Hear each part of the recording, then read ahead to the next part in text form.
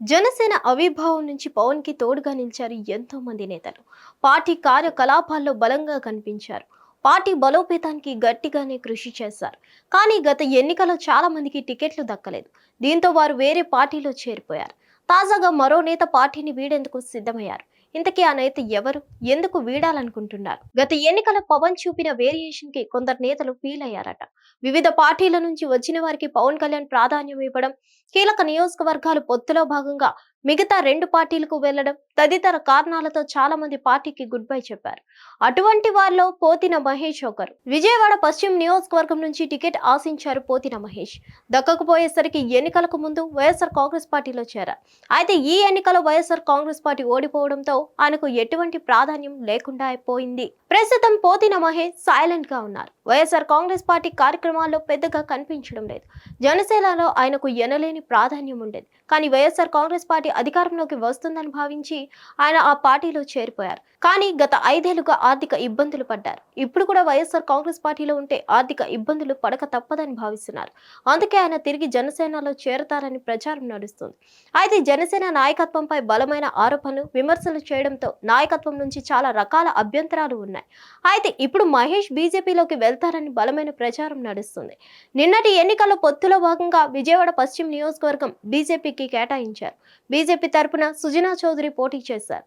భారీ మెజార్టీతో గెలిచారు. ఈ నియోజకవర్గాన్ని పదిలపరుచుకునేందుకు సుజనా చౌదరి గట్టి ప్రయత్నాలు చేస్తున్నారు.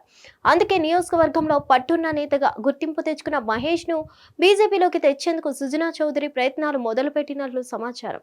త్వరలో సుజనా చౌదరి బీజేపీ రాష్ట్ర అధ్యక్ష పదవి తీసుకుంటారని, అందులో భాగంగా పోతిన మహేష్ ను పార్టీలో చేర్చుకొని నియోజకవర్గంలో క్రియాశీలక బాధ్యతలు అప్పగిస్తారని తెలుస్తోంది. మరోవైపు పోతిన మహేష్ జనసేన నాయకత్వంపై తీవ్ర విమర్శలు చేస్తారు. పవన్ కళ్యాణ్ పై వ్యక్తిగత విమర్శలకు సైతం దిగారు.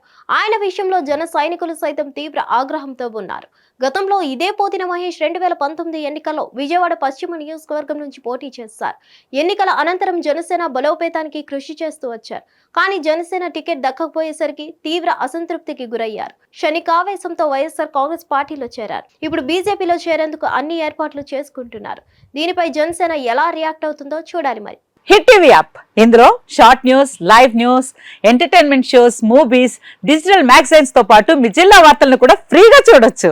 అంతేకాదు కేజీ నుంచి పీజీ వరకు విద్యార్థులకు స్కాలర్షిప్ కూడా అందిస్తున్నాం. ప్రతి వారం 10 మందికి లక్కీ డ్రా ద్వారా ఒక్కొక్కరికి 10,000 రూపాయలు అందిస్తున్నాం.